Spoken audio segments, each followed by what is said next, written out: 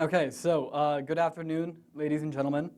My name is Kurt Cheval, and I'm a historian here at the University of Montana. I'll be graduating this May and attending the Columbian College of Arts and Sciences at George Washington University next year to work on my master's in history. I'm a student enrolled here as well in the Southwest and Central Asian Studies program, and I specialize in Marxism and imperialism and cybernetics. This lecture is the culmination of nearly a year of research on topics ranging from American empire to the biophysics of the mantis shrimp. This lecture is very experimental. I would like to thank Professors Ardi and Merdad-Kia for allowing me to present my research to the public. What we say means nothing if we go unheard. I would also like to thank Professor Merdad-Kia in particular for giving me his time over the past year, despite his busy schedule, for his many book suggestions, and for his guidance in this project. Furthermore, I would like to thank him for doing something rare and radical in academia today. He has encouraged creativity. With that said, let's begin. Our story begins in 2016. A British filmmaker named Adam Curtis releases a documentary titled Hypernormalization. In this documentary, he traces two strands of thought, two visions of the world of cyberspace. The first vision, from the book Neuromancer, which is the founding text of cybernetics, crafts a cyberpunk dystopia, while the second reads cyberspace as a techno-utopia, a world without power. In the first world, you can jack into the zone, though you risk losing your mind or being hunted down by techno-police. In the second vision, there is no power. There is nothing more than the egalitarian digital community. Adam Curtis shows that these visions, though utopian and dystopian, were never realized, because cyberspace is not a place to escape to. It is always a mere image of our own world and has a basis in material reality and is a material relation. Adam Curtis then discusses a term from the science fiction series called Stalker, which was written during the decline of the Soviet Union. In this series, there is a place known as the zone where all the rules of how the world works break down. In this zone, these visions are mixed. After this documentary was released, it became an instant classic on the American left. And the phrase, "we live in the zone now," was used to describe our political situation after the election of Donald Trump, whose victory seemed to break all the rules of how politics worked. Adam Curtis is perhaps the most accessible and greatest critical theorist working today. However, the fact that his explanation of Donald Trump utilized the metaphor of the zone was very concerning. See, the zone is a place where the rules break. It is a place where visions mix and fantasia becomes reality. But the thing about rules is that they never break. If the rules break, we actually do not know them. This research was an attempt to explain why Donald Trump became our president, accounting for the new changes in our semi-synthetic and digitizing reality. The answers I came up with at first to explain the Trump phenomenon worked, and I said many things that resembled the thought of the left at large, but it seemed as if we had gone off track somewhere. It was as if we had gotten lost somewhere along the way and began telling ourselves a fantasy story. Our criticism was a masked vision of the world, and so blocked us from actually understanding what was going on and being able to predict who was going to win the 2016 election. My first issue with left-wing explanations of Trump was the eternal return of the same. The explanations from the left used the same reasons for decades, explaining away changes by looking to the declining middle class, hegemony theory, and entire subfields of critical thought for explanation. So much of our thought was the same and stale and old. We have been repeating the same explanations for 70 years. We are notoriously uncreative to a fault. The second issue was that I and most other left-wing critics, from Hedges to Chomsky to Klein, and so on and so forth, had forgotten Marx's lessons that even the subjectivity of the ruling class is materially determined. Their agency is as limited as ours. The issue is that there is always a neoliberal boogeyman, despite the Marxian notion that the bourgeoisie, the rich, are not subjects. It seemed paradoxical to assign agency to an elite that had failed and strip agency from the subjects of their rule, the poor, when the situation that had occurred was in fact the opposite. Many poor people acted politically on the right and the left and stormed the establishment castle. Insurgent candidates from Bernie Sanders to Donald Trump made change a real possibility for the American people. The center, despite its hegemony, was almost destroyed. This agency for the rich and structuralism for the poor went against the basic teachings of Marx and did not account for what had happened in 2016. Yet we repeated this fantasy and this illusion to ourselves to try to understand a more complex reality. Third, The means of our understanding dictate the ends of our action. I was disturbed by the ease of explanation and the total and utter failure of our organization. Where was the revolution, the resistance? Where were the actual politics and the protest? Currently in academia, there are a few schools of thought that have managed to escape the ivory tower. They are all anti-enlightenment, but I specifically focused on left-wing social ecology and accelerationism to modify my analysis. These schools both attempt to radically reshape our understanding of what it means to be human in the 21st century. Nick Land can best be summarized as an anti-human philosopher and a neo-reactionary rogue cyberneticist who has abandoned the academy. Land has given up on Marxism and come to the conclusion that the only way to end capitalism, to bring about another world, is to make it go faster, is to strip away social protection, strip away all the constraints on capital, and make change happen in the only way it seems to be able to change, which is unbridled and unregulated digital capitalism. Anna Lowenhaupt Singh, in her book, The Mushroom at the End of the World, The Possibility of Life in Capitalist Ruins, adapted the language of ecology to understand the complex relationship between humanity, the environment, and capitalism, using the matsutake mushroom as the node of her research. Singh specifically engages in developing a language to speak of our history as a set of multi-species worlds interacting and contaminating one another in an unintentional coordination that develops into assemblages, and further breaks linear time by recognizing multiple coexisting temporalities, that of the season, the commute, and the mushroom. Her project is to teach us that humans are not separate from the world. Our capacity to reason, to communicate, and act with intent are all deconstructed and shown to be nothing more than illusions, to allow us to remake ourselves as we truly are. A key concept of Singh's, which she borrows from ecology and we will use throughout this lecture, is the assemblage. The assemblage is a way to ask about communal effects without assuming a community exists. This term will be used throughout the lecture in a variety of different circumstances. These authors, Felix Guattari and Gilles Deleuze, are used by both Land and Singh. They attempted to de-Oedipalize the West and engage in the project of replacing arborescent thought with rhizomatic thought, replacing hierarchy with smooth space. Though these writers predate Singh and Land by years, their writing has shaped both cybernetics and ecology applied to society for decades. The term the body without organs, made by Deleuze and Guattari, is either directly borrowed in Land or reframed as the polyphonic assemblage in Singh. Deleuze and Guattari analyze humanity as a machine organ in the system of a body without organs, where breaks and disconnects produce activity and change the flow of energy. The assemblage of Singh is the discursive formation of Michel Foucault, is the body without organs of Deleuze and Guattari. In this lecture, to quote Deleuze and Guattari, we will make no distinction between humanity and nature. The human essence of nature and the natural essence of humanity become one within nature in the form of production or industry, just as they do within the life of humanity as a species. Industry is then no longer considered from the extrinsic point of view of utility, but rather from the point of view of its fundamental identity with nature as production of humanity by humanity. Not man as the king of all creation, but rather as the being who is in intimate contact with the profound life of all forms. Humanity and nature are not like two opposite terms encountering each other. Rather, they are one and the same essential reality. Simplified, humanity is industry, is nature, is history. Michel Foucault is as well an intellectual that we must take a moment to discuss. Foucault, in his Archaeology of a Knowledge, began to develop a new methodology of society. His application of archaeological methods, in particular his use of genealogy and excavation to study contemporary society, was an inspiration for my application of biophysics and geology to society. Archaeology and geology are both acts of recovery. While Foucault studied the text, the focus of my analysis is the partial object. What is left open to be developed, what is remaining to be made new, is a partial object structuralism, which is also anti-enlightenment and is ecological. Humanity is a subject and an object, an actor and acted upon, a user and used. The partial object is the human being, analyzed as an object, but understood to be partially free, to act with partial agency. The natural sciences for adaptation to history, and specifically a partial object structuralism, are biophysics and geology.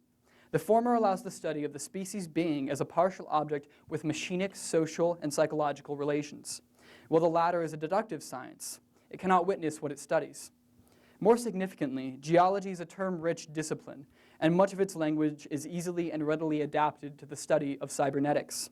Cybernetics is the study of machine-human interaction. This is an experimental lecture, and so geology also checks this speculative and creative mutation of history by ensuring that an analysis of the recent past is not overtaken by itself and enchanted by the spectacle of cybernetics from which it has emerged. Instead, the speculation is rooted in deeper time. It is able to unite the industrial world, postmodernity, cybernetics, and the slow yet sure rise and fall of empire into a single narrative. Geology and biophysics are the adapted analogs for speaking the social. This project is an attempt to create the structural equivalent of Singh's work, and biophysics and geology will be the analog sources for this project. Why join Singh and Land in an assault upon the Enlightenment? It has given us liberty, the internet, and unimaginable, unconstrained growth. In addition, I would say the Enlightenment has given us 2 centuries of war, techniques of power never before imagined, nuclear technology, holocausts all over the earth, mass extinction of more species than we've witnessed in millennia, and the climate crisis, which may very well end the species within the next 80 years, making complex civilization impossible in a rapidly changing Earth. There is something deeply wrong with the way that we are thinking of ourselves and our place in the world. Nick Land once described the contemporary period as characterized by an inhibited synthesis, in the Marxian Hegelian sense. Land claims that since the French Revolution ushered bourgeois society into existence alongside modern science, the two became inextricably linked to a fault. Liberal ideology developed alongside science, and capitalism claims a monopoly on the new. Liberalism is shielded from an encounter with a radical other because it has developed at the point to use science to deconstruct an other, but because of this, all others, the force of change in history, have had their radical alterity taken away from them. They may be simply analyzed scientifically and seamlessly integrated into the dominant ideology of liberal capitalist culture.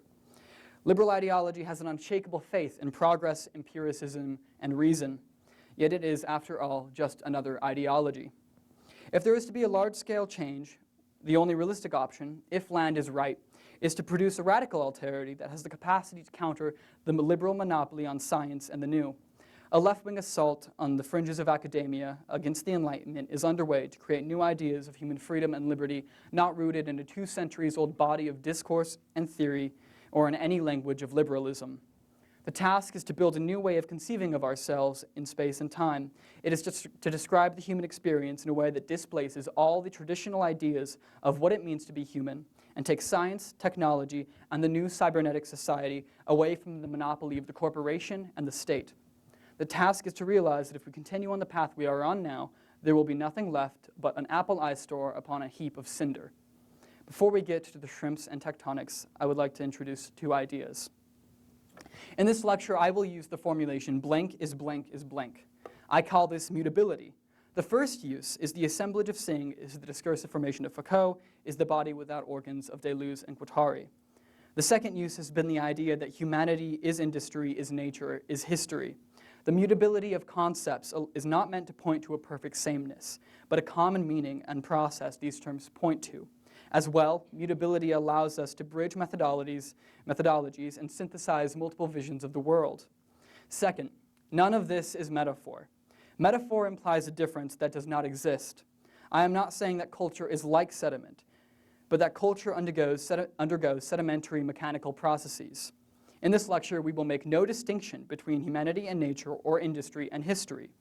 The formations of the Grand Canyon and human political discourse share something fundamentally in common.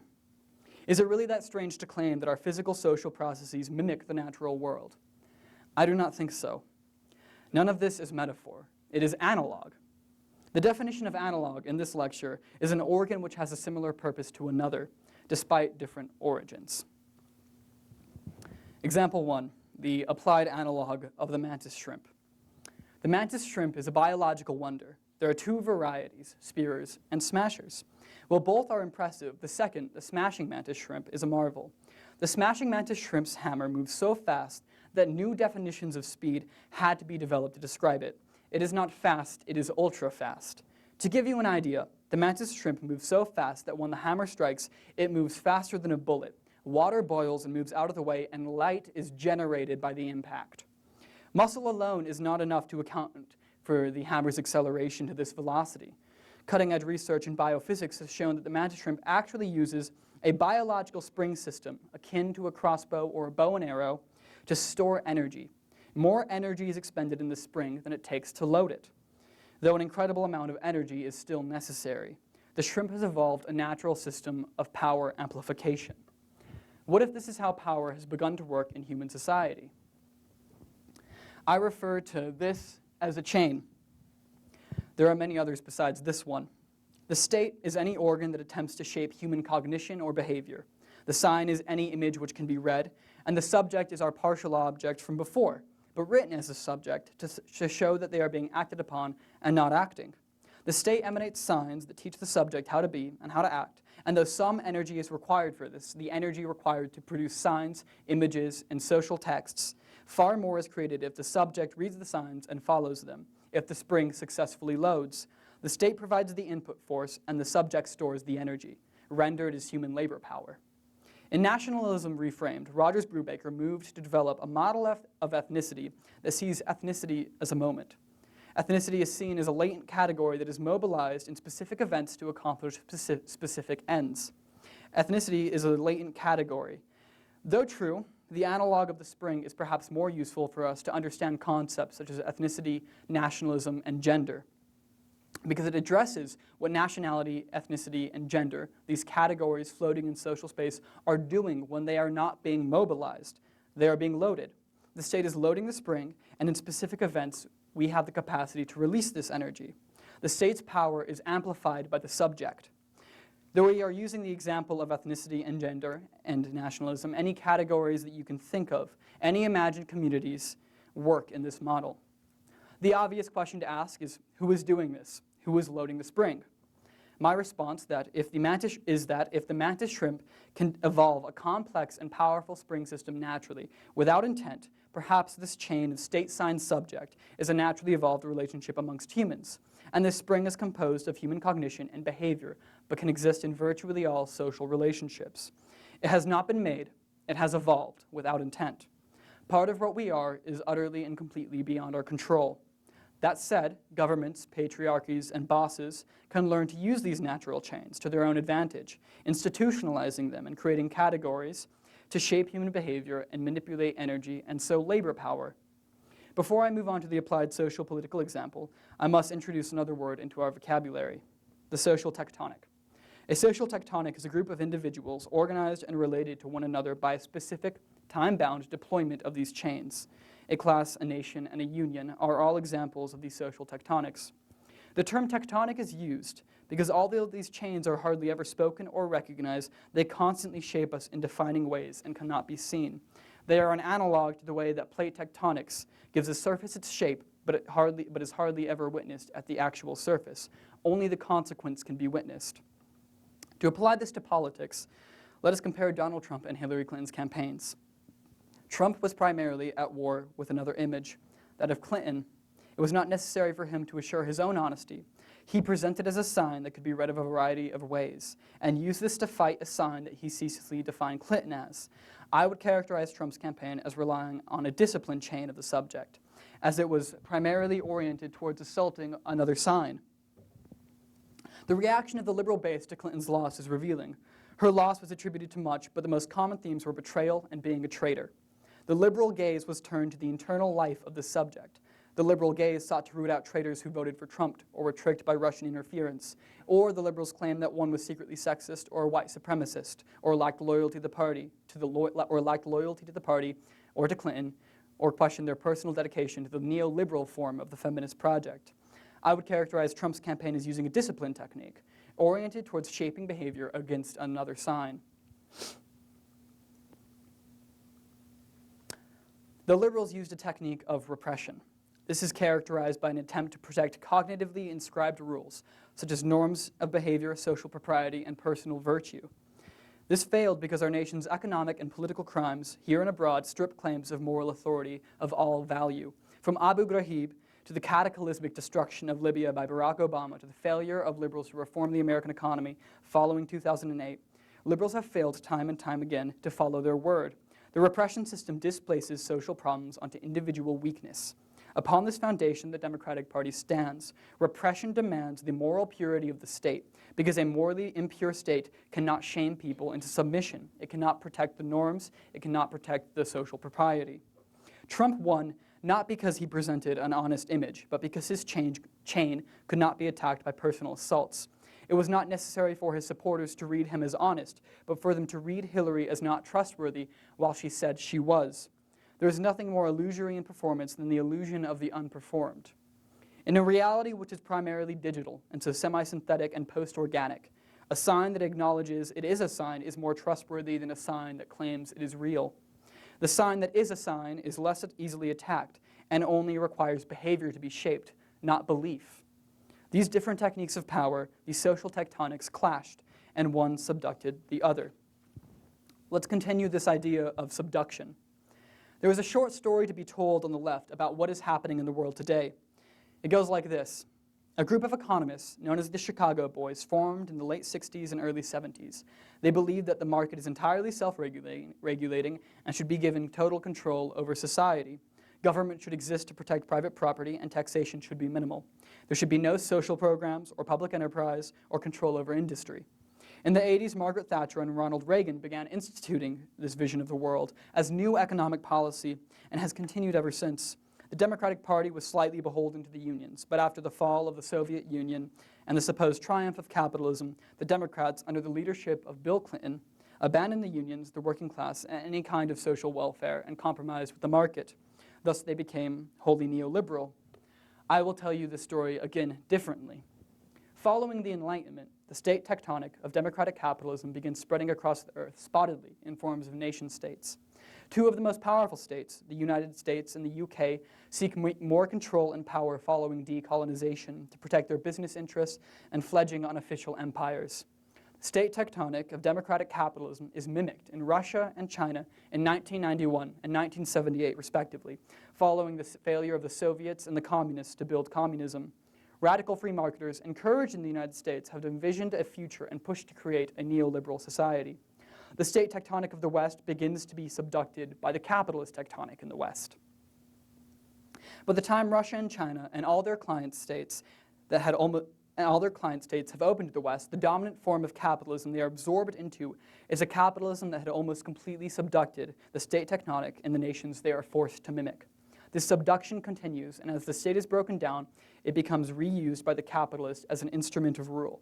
This process is a violent one. You only need to think as far as the Dakota Access Pipeline to witness the elevation of profit over the state interest of protecting its people. The signs of the state still exist: the presidential seal, legislative authority, the Constitution, the flag, but these are nothing more than cultural debris, the wreckage of civic society, resting upon and used as a mask by the capitalists who compose the capitalist tectonic. What is the state? Let us turn to Marx's classical idea that the political economy forms the substructure of society and shapes culture, education, government, religion, and sexuality. This idea has been endlessly critiqued, and I propose a different model that is an analog inspired by Marx's formulation, but that is radically different. Rather than having the political economy as a substructure, I claim there is no substructure. There are tectonic chains that shape the behaviors and the cognitions of people. These chains bind us together with specific forms of states. Human society is a chaotic assemblage. Anna Lowenhaupt Singh, once again, borrowed the term assemblage from ecology to ask about communal effects without assuming a community. An assemblage is a combination of varied species that influence each other in a disorganized way, but that may feature patterns of unintentional coordination. The state utilizes a set of chains to create order from this brewing, chaotic freedom of regular life, but it can shape them and through different techniques shape this to its own end. The state does not create chains, but it can institutionalize them. The state is an energy manipulator, finding ways to channel labor power, analogous to magma, a seething mass of heat and energy, into productive social creation. To speak in analog, when oceanic lithosphere is subducted by continental lithosphere, a volcanic arc often forms from the ascending magma that rises through the continental crust. The tools of the state become instruments of their own destruction as the capitalist tectonic subducts that which cannot be remobilized to control the post-citizen consumer. This continues all the way to 2016 when we get the igneous intrusion of Donald Trump. An igneous intrusion is when magma from the asthenosphere moves through the lithosphere and into the crust, creating volcanoes and all manner of crustal deformation, such as this dark band of metamorphic rock which stands out against the rest of the superficial structure. Donald Trump is a sign. He was rallied to because the failures of neoliberalism gutted the American heartland. He was a familiar sign. He spoke in the language of reality television and hypermasculine bravado. Consumer capitalism acted as a state and created signs which Trump, a child of this tectonic, could use. The American proletariat and white middle class that are becoming proletarians are politically illiterate. This is not an attack on their intelligence. Most of our country is politically illiterate, but we are literate consumers. This is not our fault, but a symptom of the state subduction. The state is not entirely gone, and what remains is often used to mobilize people to fight a culture war. The capitalist tectonic has incorporated this into its functioning because it's good for business if resource distribution cannot be questioned. Donald Trump became the tectonic realization of all of the energy of the lower classes stored in the spring, and he could realize this energy better than any other candidate because unlike traditional Republicans, he's an individual of the capitalist tectonic. His wealth is composed by digital, semi-synthetic reality television.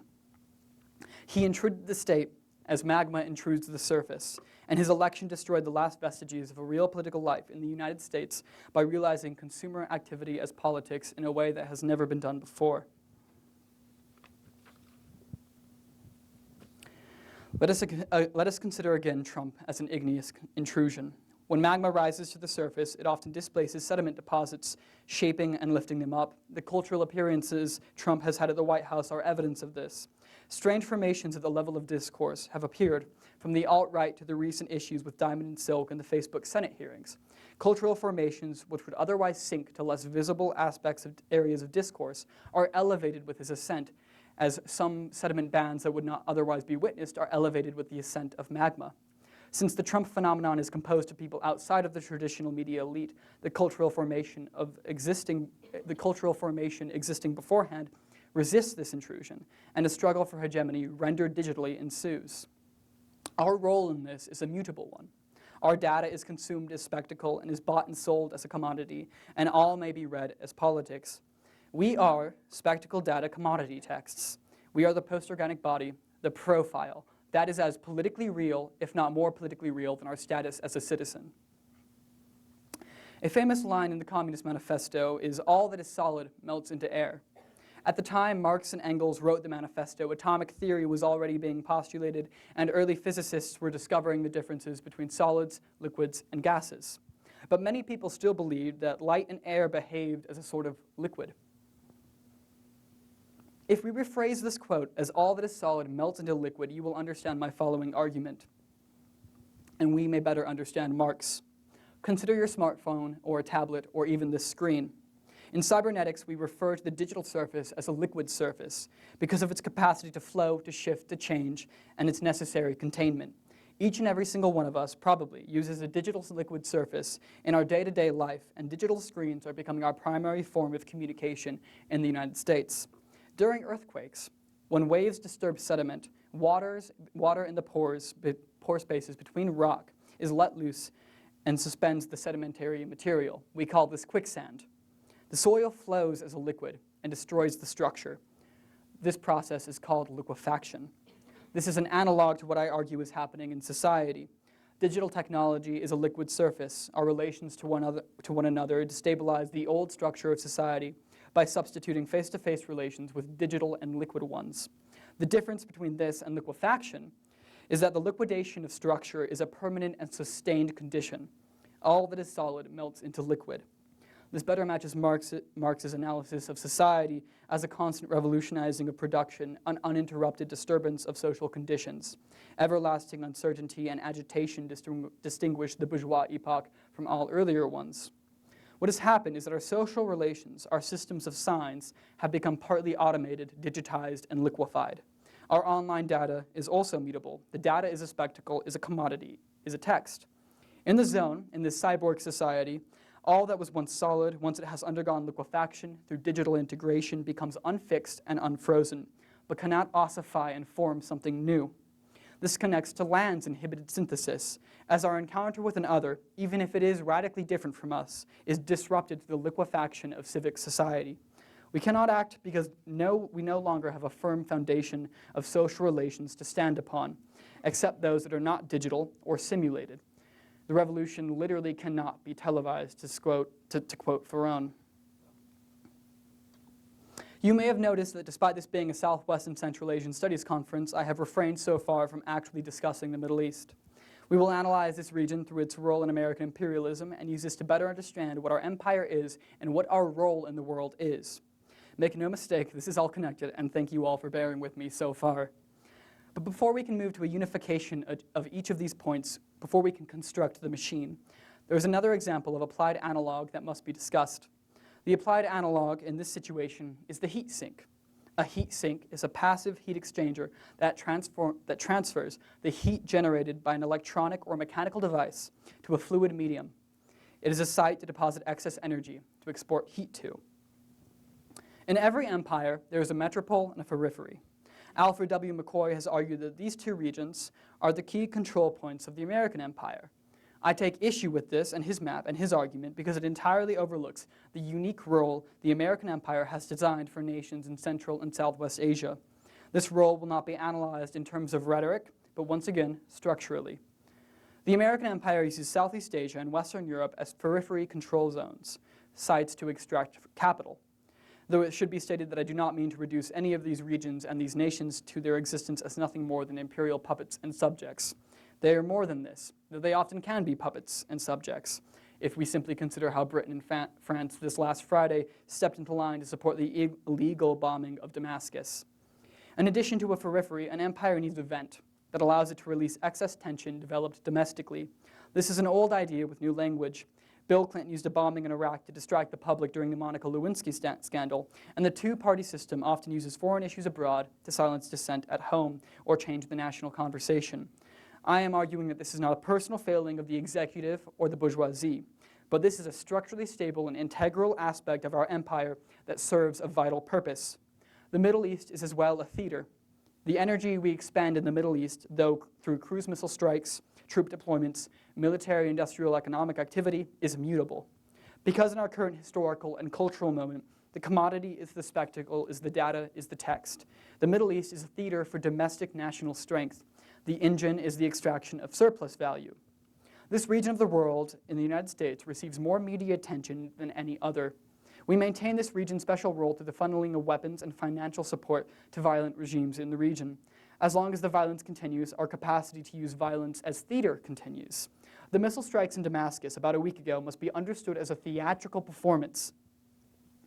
Those missile strikes, from any military perspective, would do nothing to stop the alleged chemical attacks supposedly done by the Syrian government.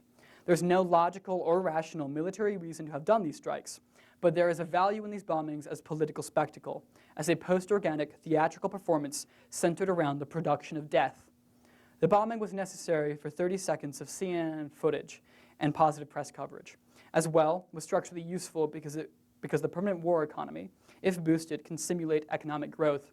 Raytheon stock literally rises as the body count rises. I am making the claim that this is a literal machine, a world machine assemblage. It would be beautiful if it were not so threatening. The lifeblood of this techno-capitalist machine is oil, which, as we all know, is killing us slowly. Theories of sovereignty and empire face an entirely new issue. Justifiably, for most of our history, we have assumed the living rule the living. Empire and sovereignty are defined by the control of life by life. For empire, it is when one people rule another. And sovereignty is often thought of as a question of control over life and death by the living. As global society has become more automated, capital through algorithms and major financial transactions on Wall Street, production through robots, and discourse through digital mediation, the machine has become more independent and taken away some of our human freedom. All of our previously existing concepts faced by this new world fail. I believe this is one of the reasons why it is so hard to understand now, why it is so hard to understand the world now, because our language assumes the living rule, when in many ways machines exercise more authority and power over life than we do. Already we have passed the threshold for human genetic modification, and the states that lead in innovation, Israel and the US, depend on massive military industrial complexes to continue this innovation. All civilian technology finds its basis in military technology. From the internet to the USB to GPS, all of that was developed for war. In China, it is possible for automated security systems to pick out a single face in a crowd of thousands at a concert. Just last week, one man in a crowd of 30,000 was targeted by an automated security system and arrested. In Xinjiang, completely digital genetic and biometric profiles of Uyghur Muslims are being collected with technology adapted from American security systems that we made to control populations in Iraq. Technology, through automation and algorithmic independent operating, colonizes the creator, and this spreads through state systems in a way that does not allow it to generally be stopped. Cyberspace and cybernetics are entirely dependent upon military imperialism. Techno-fascism, without change, is the future. Without radical change, as Land once wrote, nothing human makes it out of the future. It is not an intentionally built and unified machine. Returning to the concept of the assemblage, each of these analogs acts in unintentional coordination. Those in power can learn to utilize and maintain this assemblage because it is simple when broken down into each component part, and because it is an assemblage, it does not require a user in position of authority, understood as a state, to understand what they are doing completely. Despite our past two presidents campaigning and winning largely on the basis of promising change or an end to establishment rule, nothing changes. This is not simply because they sell out, but because there truly is nothing they can do. The machine is made of separate structures which work together. To think elections can change the machine is to buy into the spectacle. Structural change is the only possibility to actually change the world. For example, the abolition of private property, the abandonment of the oil economy, or the dismantling of the military-industrial complex are structural changes that might allow something to actually change. Each part is independent enough to not be able to control the other parts. The machine assemblage distributes power in political economy because it is integral, it is not unified. Our leaders can also do nothing because the state has been, over time, subducted by the capitalist tectonic and rendered increasingly obsolete. The final analog is the sediment band and the fascist pattern. Let us return to one aspect of the model we had beforehand. In the Marxian analysis of society, there are only two classes, the bourgeoisie, those who own the means of production, and the proletariat, those who work. The state is conceived of as a guarantor of property rights and an instrument of the bourgeoisie. At different times in American history, the state has had different roles. The liberal class once made capitalism humane through social welfare programs, healthcare, social security, etc. Their response to this analysis, which in the 1940s was accepted as just generally true by liberals and socialists and fascists, their response to this analysis were to have public programs that alleviated the horrors of capitalism. The fascist response to this analysis was to unite the national bourgeoisie and national proletariat in a totalitarian society, using the state as the embodiment of the Italian nation. Though the fascists began on the left, their compromise with both capital and the idea of the nation brought them to the right. The analog in this example is the sediment band. Sediment bands can form repeated patterns. Over long periods of time, sediment deposits form these patterns if, for example, a common environmental or climatic factor causes similar deposits of material. A river that floods every few hundred years leaves a mark in the soil and thus produces similar patterns separated by hundreds of years without a single connection to each other. I'm making the claim that American liberalism is in a similar position to the fascists of Italy, and this is not meant pejoratively, but as a deep and common similarity and common failure. This is also not meant to take the moral onus off of the Republicans. In many ways, they are worse. This point is to demonstrate that democratic liberalism in the United States is not a path forwards our nation can afford to take. Because like the machine and like the Republicans, the liberals will allow us to continue on the path we are on now towards total environmental catastrophe. The similarity between American liberalism and fascism I would like to tease out is a common failure in social organization and a common compromise. This is the same Marxian analysis as before, except with the addition of the mediating class. The bourgeoisie are wealthy enough and powerful enough to self-advocate, pay others to do so, or shape state policy directly. The proletariat require union heads, intellectuals, and the benevolence of the rich and powerful to advocate for them. This class, the mediating class, disrupts the relationship between the proletarians and the state. This is well a class that distributes signs. Examples in our own society are Mother Jones, The New Yorker, NBC, and The Times. The Italian fascists, despite their desire to assist the poor of Italy, for the most part, allowed the bourgeoisie to dictate the economic policy more than the labor unions. Fascist Italy was a corporate economy, not a union or worker-controlled economy. The Democrats and liberals are supposedly the advocates of workers. However, they routinely attack unions and viciously defend their hegemony on the left. As the state has been subducted by the capitalist tectonic, the Democrats and liberals have increasingly struggled to become a business class, to give capital a human face. The structure of society has changed. The subduction of the state by the capitalist tectonic entirely reshaped society. This reshaping of society occurred with increased tempo following the Cold War, which also realized through the continuation of NATO and unstoppable military activity of the United States, our empire, which was supposedly made for the sake of the nation. These two compromises, with nationalism and capitalism, done by a left-wing party seeking a third way, coincident with empire, are a pattern. Fascism is not capitalism in crisis. It is the symptom of a left wing that has become so cynical that it ceases to think outside of capitalism and instead lives within it. Fascism is not new in the United States. It has not just arrived with the election of Donald Trump. It has been here for decades and in the pattern of Western civilization for perhaps far longer. The only thing that has changed is that it has become more obvious. The state is losing its mask, and the human face of capital is shown to be nothing more than the illusion that it has been this whole time. If there is to be a future, we must change of how we think of ourselves and our world. We must abandon the Enlightenment's faith in humanity, reason, and empiricism, and come to understand that we are one of many species in a vast and chaotically interconnected world. There is much that we do not control. There is more that we cannot know. There is hope, because this model that I put forth today is not deterministic. This is a messy sort of structuralism that holds that the Homo sapien is a partial object, and what is a partial object is also a partial subject. We must understand that the world we live in as well has changed, and much of the language that we use, national sovereignty, human rights, norms, nation states, this language is all dead or dying. What is new and living is cyber capital. It is post-citizens. It is the debris of political liberty. The world, if it is to be preserved, must be radically altered. But this change must be able to engage with reality as it is and as it is becoming, and not how it has been. Much of what I have said today may seem like science fiction. I assure you it is not. The world machine is the problem to be solved. Capitalism, fascism, imperialism, and environmental destruction compose segments of this assemblage. Before I finish my lecture and we use our remaining time for questions, I would like to offer one idea of how to move forward. We should put down the hammer and take up the sickle. We should stop asking for growth. What is growth and innovation in the economy when the inequality increases and the forests die? I believe that we should take up the sickle instead and seek to harvest the fruits of human ingenuity and labor to reshape our society before it is too late, and that date is getting closer every single year. We should cease building so desperately. It will not solve the crisis that we face.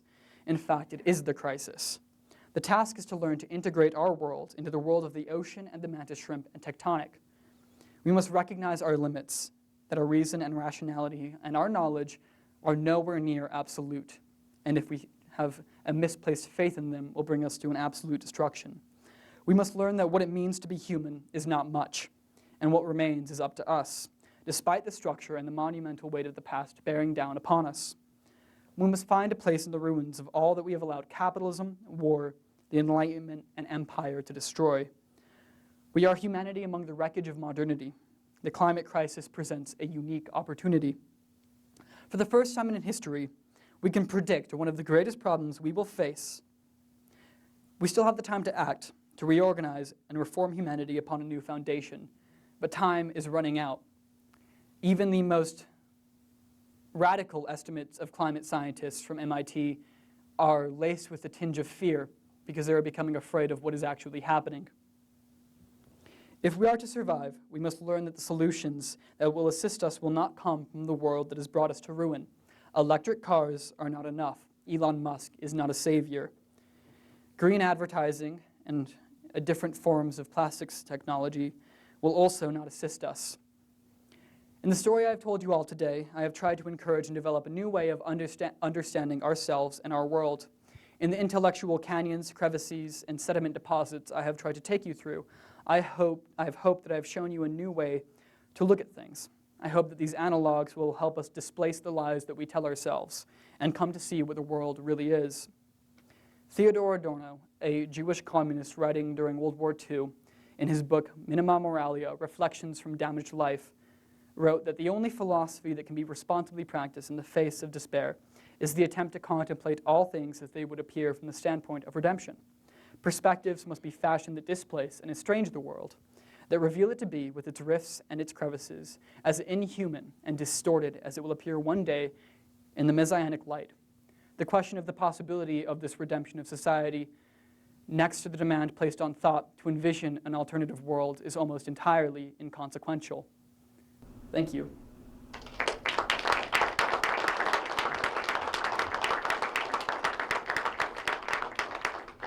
Do I have any questions from anybody?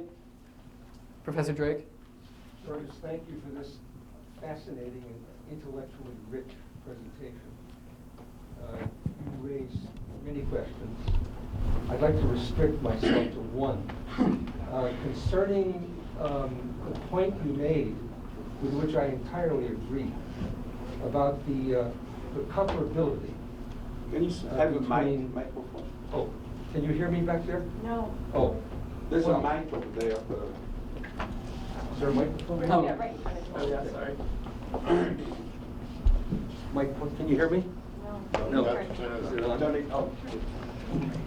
Here, How's that? Professor Drake. This one. Oh, okay. My question, how's that? Better? My question concerns a point you made toward the end of your discussion about the similarity between American liberalism and Italian fascism. I think this will come as a shocking comment for many Americans. We're sort of taught to think that fascism is sort of at the antipodes of American politics. But in fact, that is not at all true, as I think Curtis rightly illustrates for us today. Italian scholars, within the last 5 years, I would say, have produced a rich literature on the comparability between liberalism and fascism during the fascist period.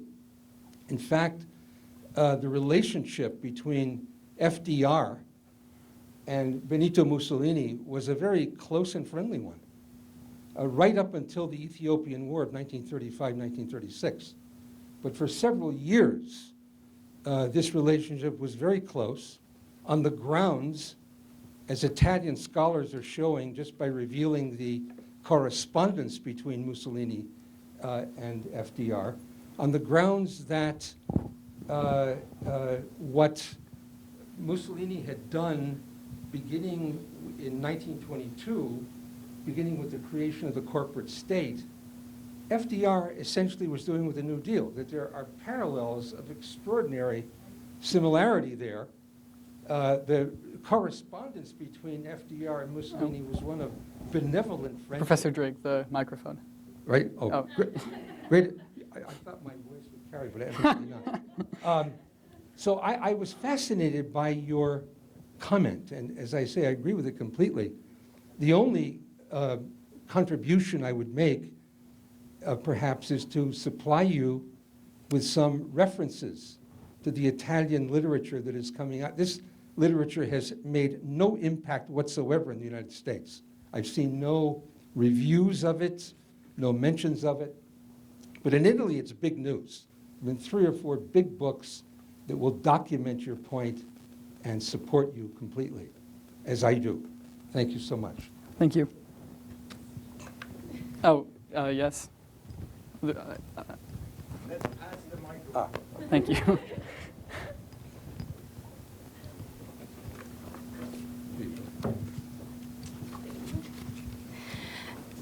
So you spoke about individuals as partial objects and partial subjects, and within the hegemonic structure, what are some...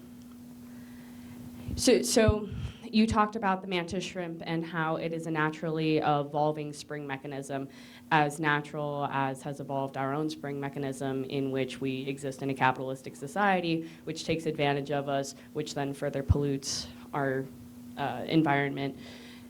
So if it arose naturally, then will it not fall naturally? And because we are partial objects, what are ways in which we can accelerate that, the subduction of that particular way of thinking?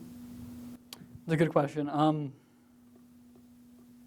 have two answers. The first, two things to say. The first is that I don't think we should accelerate subduction, because whatever is subducting the capitalist tectonic next, if we look at the course of technological development, I don't want to see.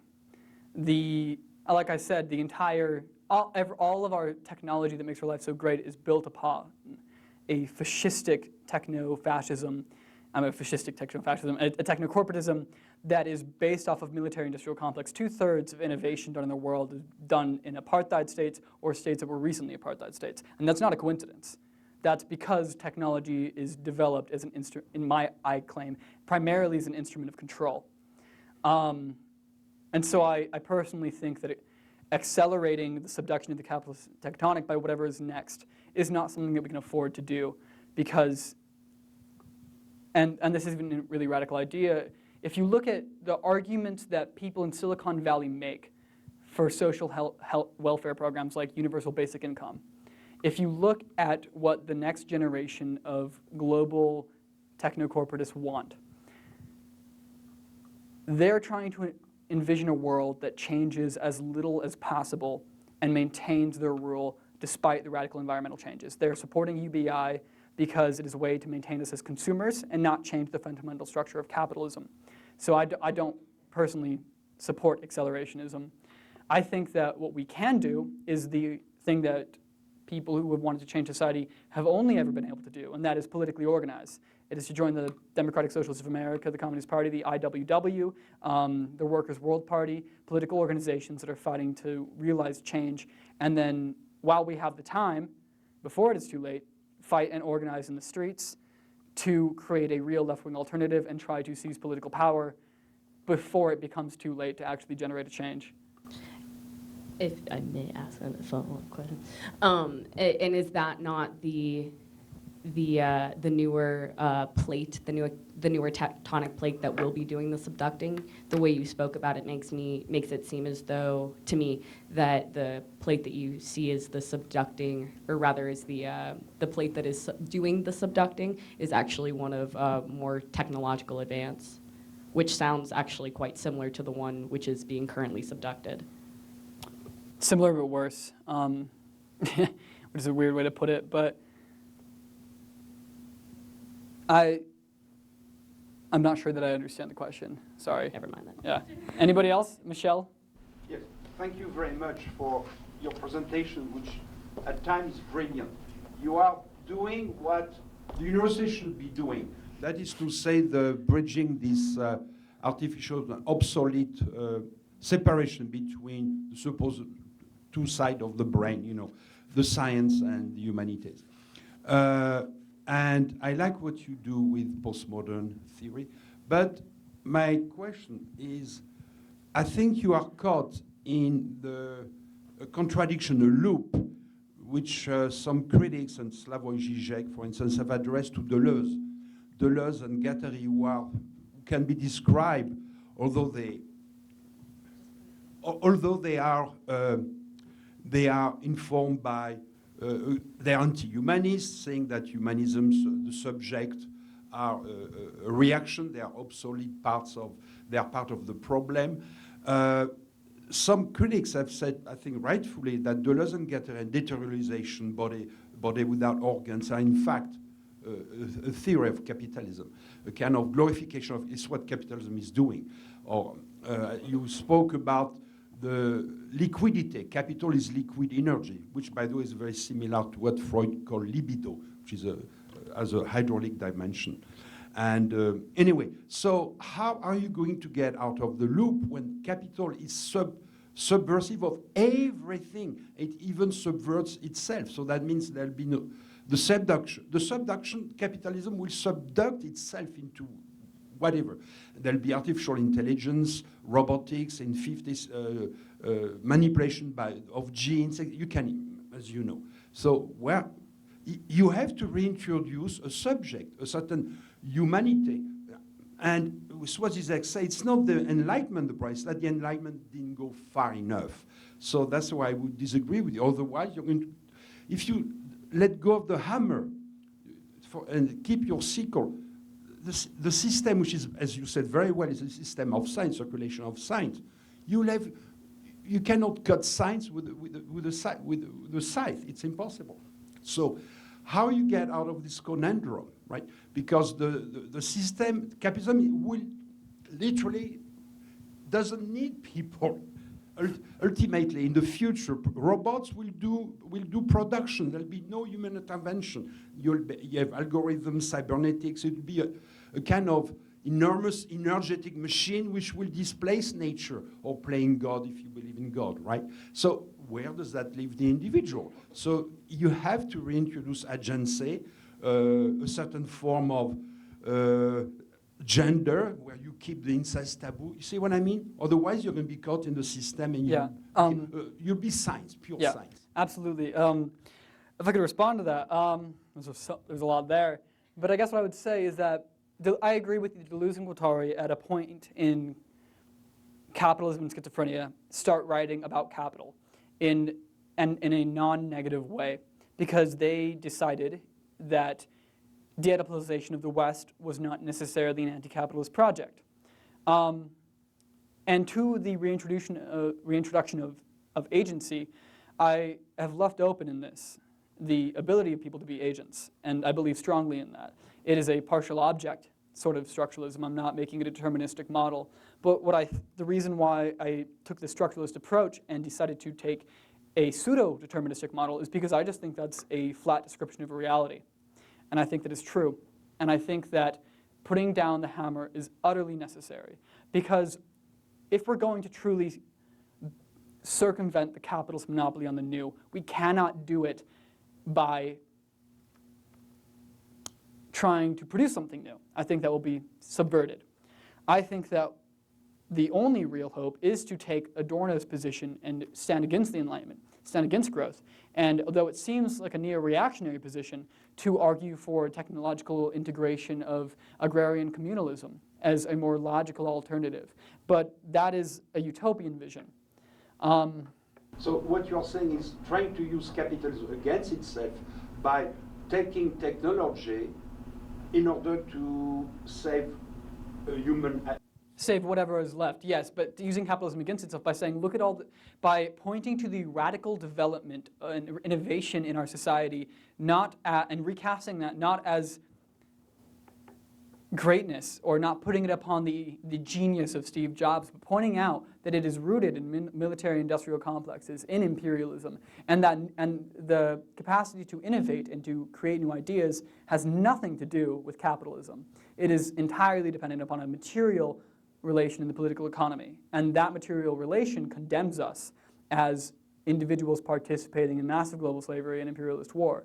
And so by pointing out the basis of that innovation, and by showing that it is not because of capitalism's innovation, but because of imperialism and fascism's and colonization's brutality, that is a way that I think we can actually attack that glorification of the new and the idealization of technological change. I think that's a place to start, and that's what I tried to do today, because we have a massive break in how we conceive of technological innovation and what it actually is.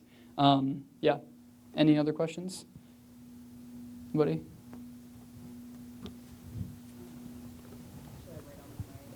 I mean, yeah, sure.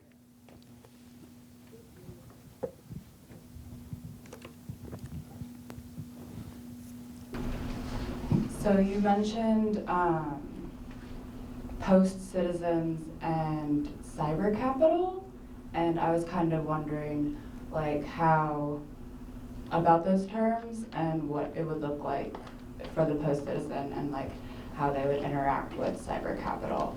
without the machine?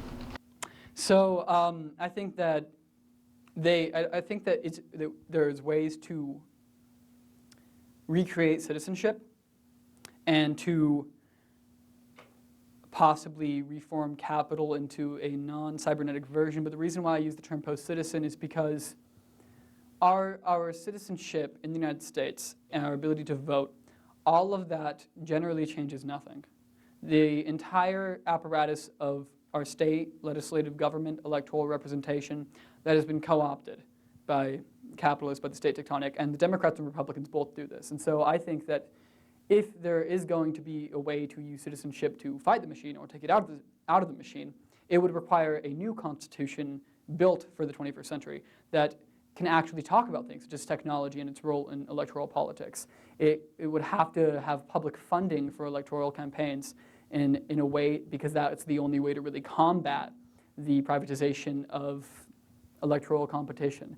And so post-citizen really just points to how we interact with our world around us, because I mean, everyone here knows in our lives we have more relationships to capital and to business than we do to a government. We vote every 4 years. Most people in the U.S. generally don't vote every 4 years.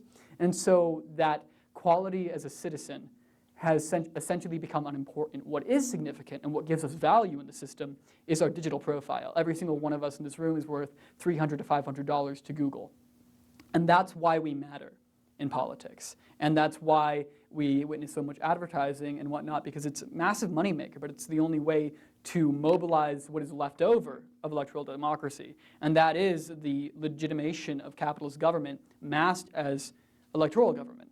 And so I think that there's a possibility for citizenship, but it cannot be done in the system we have now. It would require a new constitution. It would require a completely different government with completely different people in it. And post-citizen is a description, but it is not a real label that any of us live. We're not supposed to be able to talk about that, because if we recognize the fact that we have more relations to capital than government, we might be upset about that. And cyber capital really points to how most major financial transactions work today, which is completely by algorithm, especially on Wall Street. It's mostly automated. And that is why cyber capital is necessary, because it's machine capital. There's no agency, there's no thought, there's literally no human involved. And yeah, I hope that answered your question or responded. Yes, okay. Wrap some stuff up. Yes, thank you, Curtis. Fascinating. I'm just thinking of the longue durée of humans, that recently was discovered that humans may have created the first extinctions 13,000 years ago because we are such super predators. Do you think that humans could unlearn being predators? And is that relevant to the dilemmas that you pose today? Do you think that humans could, for instance, invent artificial intelligences that could help us unlearn our predator existence? That'd be great if it could happen. I'm going to take the Marxian position here. Even if we are predators, and we still are in many ways, and even our actual relationship to how we produce food is no longer really it is a predatory relationship, but it is a very different one. I think our predatory nature is against each other. It has nothing to do with it. Yeah, I would disagree with that, actually. I would take the Chinese philosopher Mozi, who takes the position that the cause of human conflict is loyalty to the group, and the loyalty to the group is caused because we need to survive and form groups to survive, and it is not because we would rather hurt other people that we attack people and have war. It is because we need to protect the group, that we engage in combat with one another. And in predatory relationships with other people, such as the relationship between the serf and the lord, or the boss and the worker. I think that AI would be, if it was developed by the right people and the right group, which I'm very cynical about that being done, in a way that it develops AI outside of military industrial systems, that would be a way to manage ourselves. because there would be a non-human manager without the issues and problems of biologically evolved intelligence. And so that is a possibility for a better world. I'm just very cynical about it because the people working on AI, I think it's far more realistic to see AI made, if it is ever created, AI made and used for military industrial weaponry and drone warfare than it is to envision AI being used for a humane purpose. Of course, we should work for that, but I'm going to go with the short array of human history and the past 2 centuries and say that I would rather put my faith in human management of human beings and human relationships than in hoping that AI, when developed, will allow us to better manage our relationships with one another, if that answers your question. No, Michelle. Stanley Kubrick spoke about that in 2001. You know, he was a visionary, Stanley. Remember HAL, the artificial intelligence, the machine logic. One of the fallacies, I mean, it's gaining momentum everywhere, is that artificial intelligence, human intelligence can be duplicated, can be reduced to to machine logic, to code 0, 1. You know, that's another ball of fish.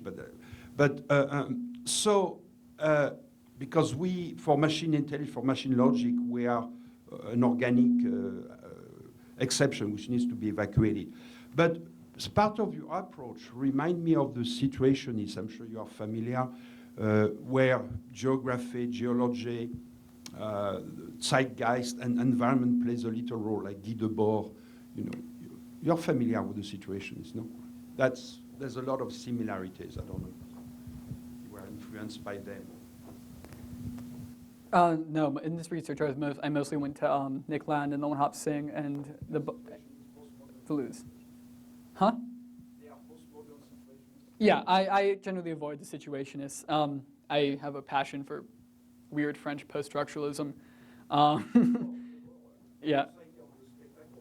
Yeah, I love Debord. I mean, I use the spectacle all day, but my issue with the Situationists is that they treat the spectacle as something more than a spectacle, if that makes sense. Because, I mean, at the end of the day, it is literally just a sign. Yes, and yeah, yeah, and it realizes yes. Yeah, yeah. Meg, did you have a question? Yeah, this is kind of going back to what you were saying a little bit earlier, Michelle.